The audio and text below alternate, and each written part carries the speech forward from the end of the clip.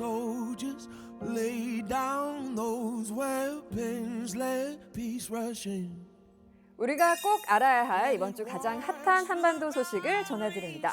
세상 가장 친절하게, 친근하게, 친숙하게 세상 어디에도 없는 친절한 한반도 시사톡, 친톡 시간입니다. 네, 먼저 한반도 시사를 아주 쉽고 유쾌하게 만들어줄 친절 뇌생남 두 분을 소개해드려야겠죠. 외교안보 전문 기자 경력만 무려 18년, 자타가 고민하는 한반도 문제 전문가, 친톡이 선택한 남자 왕선택 박사님 소개합니다. 안녕하세요. 네, 안녕하세요. 오늘도 왕친절, 왕친숙, 왕선택입니다. 반갑습니다. 바로 이어서 소개해드리도록 하겠습니다. 한반도 정세에 대한 폭넓은 지식과 유쾌한 입담까지 다 갖춘 분, 정대진 교수님 소개합니다. 안녕하세요. 정세는 불친절해도 방송은 친절하게, 정대진입니다. 그리고 절대 빼놓을 수 없는 멤버가 또 있죠. 혹시나 조금이라도 어렵거나 친절하지 않은 내용이 나온다. 그럼 바로 친톡 제5회 멤버 노친톡이 등장합니다. 이렇게요. 친톡.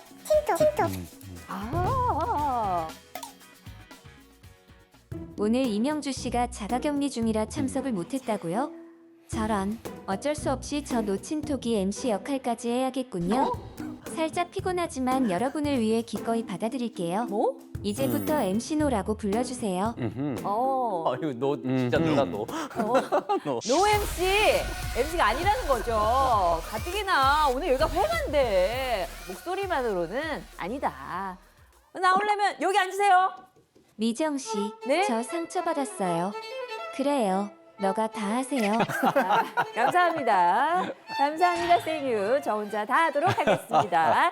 형주 씨 금방 돌아옵니다. 포기가 빠르네요, 생각보다. 보기는 빠르죠. 보기는 끈기- 빠를수록 좋습니다. 끈기가 없네, 생각보다. 진짜 이게 맨날 끈질기게 우리 둘한테만 막 나오다니까. 충격적이에요. 오늘 막 순간에서는- 던지시네요, 노친톡한테. 이게 코로나 바이러스처럼 이게 틈을 조금이라도 주면 안 될 것 같아요. 맞아요. 어디에 여기를 넘보려고 제가 잘 닦아놓고 지키도록 하겠습니다, 형주 씨. 빨리 돌아오시고요. 오늘 특히나 저 그리고 두 전문가님 특히나 더 친절 가슴에 팍팍 새기고 신톡 시작해봐야 할 것 같아요. 이거 원래 형주 씨 멘트인데. 친절 가슴에 팍팍 새기고 시작해보도록 하겠습니다. 네, 최근 김여정 부부장이 연이어 담화를 발표하면서 우리 정부 또 국민들의 이목이 집중되고 있는데요. 지난 3일 첫 번째 담화가 나왔죠. 왕 박사님, 이거 어떤 내용이었나요? 그 4월 1일 날 서욱 국방부 장관이 참석한 그 육군 미사일 전력사령부 개편 행사가 있었어요. 거기에서 서욱 장관 발언 중에 북한이 미사일을 발사하는 징후가 보이면 그 미사일 발사 원점과 지휘 시설과 지원 시설을 정밀 타격할 수 있는 역량과 준비가 되어 있다. 이 말이 뭐냐? 쉽게 말해서 선제 타격입니다, 이게. 선제 타격이요. 네, 그 선제 타격이라는 말을 풀어서 쓰면 이렇게 되는 거예요. 야. 그러니까 북한이 이제 거기에 대해서 발끈 한 게 4월 3일 날 보도가 된 이제 김여정 부부장의 이제 담화였죠. 핵 보유국에 대해서 감히 선제 타격 운운하다니 말이 안 된다. 그 서 장관 발언 때문에 남한 사람들이 위기에 처할 수 있다. 위험에 처할 수 있다. 참변을 피하려면 자숙하라라고 하는 그런 내용을 담화를 낸 것이고. 어머. 어머. 친톡. 근데 시작부터 기습적으로. 요리라네요. 아니 이게 뭐죠? 뭐 MC 안 시켜준다고 내뜸 이렇게 들어오는 건가요? 이해가 잘 안. 뭐 혹시 불친절 했나요? 친절했죠. 네. 그러니까 저처럼 틈을 보이면 안 된다니까요. 초반부터 강하게 하면은 이게 못 나오잖아요. 이렇게. 응? 솔직히 이건 좀 아니죠. 올해 북한이 시험 발사한 미사일이 일주일에 한 개꼴이었어요. 얼마 전에는 연평도 사건 때 사용했던 방사포까지 발사했고 그 후에는 신형 ICBM을 발사했다고 대대적인 홍보까지 했잖아요. 그런데 우리 군이 한마디 했다고 곧바로 비난 담화라니 이거 내로남불 아닌가요?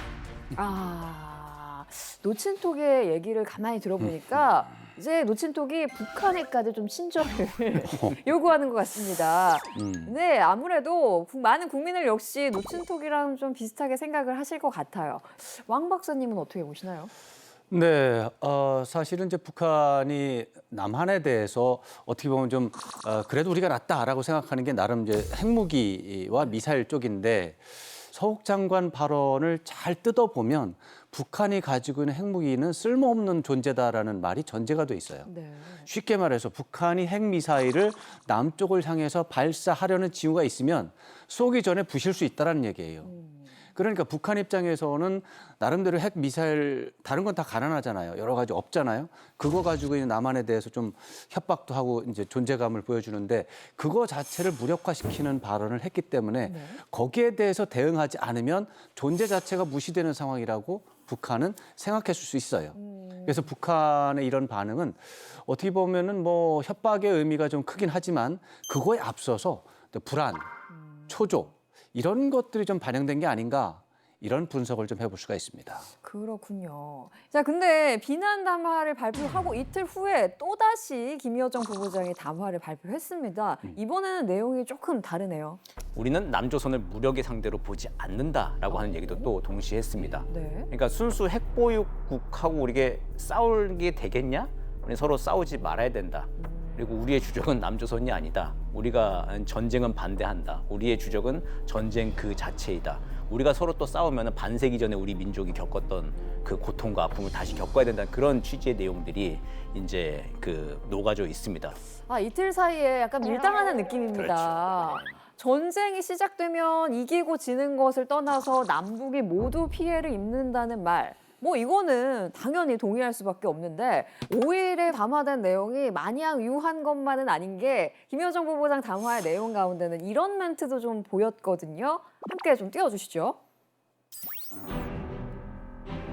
남조선이 우리와 군사적 대결을 선택하는 상황이 온다면 부득이 우리의 핵 전투 무력은 자기의 임무를 수행하게 될 것이다. 근데 또 이건 뭔가요? 이것은 결코 위협이 아니다? 어느 메시지에 집중을 해야 될지 약간 좀 갸우뚱해지는데 북한이 대외 메시지에 핵무기를 사용할 수 있다라고 직접적으로 언급을 한 거예요. 비핵화 협상의 난항이 예상되는 대목인데 북한의 무력 시위가 실질적으로 미국을 향한 메시지일지도 모른다라는 분석도 있던데 두 분은 어떻게 생각하시는지 좀 궁금한데요. 미국만을 향한 메시지다라고 하는 건 좀 과도할 것 같고요. 대개 그렇지만 복합적인 요소가 있어요. 남쪽을 향해서도 있고 또 북한 국내에 대한 메시지도 있어요. 이번에는 특히 북한 국내에 대한 메시지가 강해요. 네. 왜냐하면 이 김여정 부부장의 담화가 예전에는 노동신문에 안 나고 조선중앙통신에만 나요. 그렇게 되면은 북한 주민들은 접근이 잘 안 되는 거예요. 네. 이번엔 노동신문에 사면에 나고 이면에 났어요. 이건 북한 주민들이 다 보는 거예요. 그러니까 북한 주민에 대한 메시지가 있는데 그건 뭐냐 하면 남쪽에서 이렇게 핵 전쟁에 대한 이야기가 나오고 있으니까 우리가 이거 어떤 역량을 더 강화하는 것은 당연하다.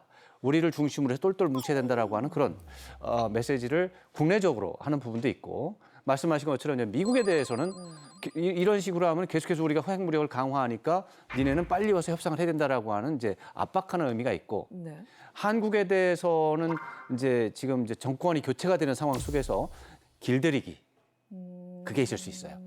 정 교수님도 동의하십니까? 예, 복합적인 메시지라고 하는데 또 동의를 하고요. 한 가지 좀 더 추가를 하자면은 이게 실제로 이제 남조선한테 핵무력을 쓸 수도 있다. 남조선이 움직이면은 네. 그런 이제 조건부이긴 하지만 위협을 한다는 거는 미국의 동맹국인 한국을 바로 칠 수도 있다. 그런 건 이제 미국한테 너네 동맹국인 한국을 칠 수도 있는데 너네 진짜 나하고 협상할 거냐 안 할 거냐. 그리고 만약에 우리가 진짜 너네 동맹국인 한국을 쳤을 때 네가 샌프란시스코를 보호하기 위해서 서울을 버린다라고 했을 때 그럼 전 세계 어느 동맹국이 너네 따라갈래? 라고 하는 것도 하나 또 미국한테는 위협과 부담 요소가 될 수 있는 것이거든요. 네. 뭐 길게 보면 이제 그런 것까지도 좀 염두에 두고 계속 수를 하나하나씩 좀 놓고 있는 그런 상황으로도 보입니다. 복합적인 의미가 담겨 있을 것이다라고 분석을 해주셨는데 뭐 현재 한미 당국도 그렇고 많은 전문가들이 북한이 곧 7차 핵실험을 감행하는 거 아니냐라고 예측하고 있습니다. 그렇다면 도대체 언제일까? 이게 좀 궁금해지는데 4월 중에 바로 진행할 가능성이 높다는 예측도 좀 보이거든요. 이럴 때 지금 웃으시네요. 이럴 때 목 놓아 부르고 싶은 이름이 있습니다. 이런 거는 우리 임태단님께서 해주셔야 되는데. 조스트라다무스! 자, 구슬을 만져보세요. 아이고. 북한이 정말 7차 핵실험을 감행할 것인지 그게 진짜 4월이 될지 들어갑니다. 어쩌다 제가 예전에 몇 개 맞춰가지고 진짜 이런 건 하기가 싫거든요. 진짜 이게 이게 머리로 생각하는 거 하고 네. 느낌이 오는 거랑 또 다르고 이게 핵실험 하면 안 되잖아요. 그렇죠. 안 되는 거에 대해서 또 이거 한다 만다 이렇게 하는 거 이거 정말 참 그래도 궁금하잖아요. 어려운 일인데. 네. 이게 머리와 느낌이 조금 달라요 지금 달라요? 상황은. 머리로는 6번 핵실험을 했어요. 오. 데이터 이미 얻을 만큼 다 얻었습니다. 파괴력 입증했습니다. 네. 특별히 뭐 할 이유는 별로 없어요. 그런데 느낌으로서는 지금 한번 해줘야 돼요. 해서 기선을 좀 잡고 다음 대화국면 나가기 전에 몸값을 최대한 좀 키워놔야 되거든요. 특히 또 4월 중에, 그러니까 4월 중에. 새 정부 출범하기 전에, 전환기가 좀 끝나기 전에, 상반기 기회문이 닫히기 전에 할 가능성? 느낌으로는 지금 많이 좀 오고 있어서 기분이 상당히 안 좋다. 머리로는 아니다라는 생각이 들지만 느낌으로는 그분이 말씀하시기는 이게 자꾸 이렇게 오고 있다. 그분이 계세요? 그분. 그렇군요. 자, 정스트라다무스 그분의 예언. 네. 네. 공감하시나요? 어떻게 보시나요? 2017년에 북한이 이제 9월에 한 그때의 핵 폭발 위력이 100킬로톤 이상이 나왔어요. 네. 100킬로톤 이상. 근데 이번에 혹시라도 하게 된다면 1킬로톤 전후에 굉장히 좀 상대적으로 작은 핵폭탄이니까 무시무시한 거예요. 그러나 그 중에서도 좀 작은 1킬로톤 전후의 폭발 위력을 갖는 전술핵무기용 그 실험은 그건 필요할 수도 있겠다. 그런 차원에서 일리가 있고요. 오 마이 갓. 다만 진짜 놀랐습니다. 저 진짜 놀랐습니다. 오늘 이미 한번 나왔거든요. 한번 나와서 지금 방심하고 있었는데. 나와서 퇴근한 줄 알았는데 아니었네요. 오. 왜 나한테만 이럴까요? 친절하게 한다고. 저야말로 이건 좀 아니지 않나 싶어서 또 나왔어요. 북한은 2022년 들어서자마자 미사일 시험하고 미국은 대화하자고 말만 하면서 대북 제재 추가하고 그럼 또 북한은 발끈해서 미사일 쏘고 미국은 또 제재 추가하고 이건 끊을 수 없는 악순환의 고리 아닌가요? 이 위태로운 악순환을 끝낼 수 있는 방법 정말 없는 건가요? 오. 근데 맞는 말이긴 합니다. 맞는 말이죠. 네, 많은 국민들 역시 공감할 것 같은데 아마 놓친 톡과 같은 생각이다 하시는 시청자분들 많으실 것 같아요. 근데 저 역시 이번에는 놓친 톡 편에 좀 들어야 될 것 같아요. 두 분의 의견 궁금한데 어떻게 생각하시나요? 네, 악순환이죠. 네. 악순환인데 언제나 모든 가능성이 없어졌다고 생각할 필요는 없습니다. 언제나 희망을 갖고 목표를 갖고 북핵 문제 해결을 위해서 노력해야 되는 거는 맞고요.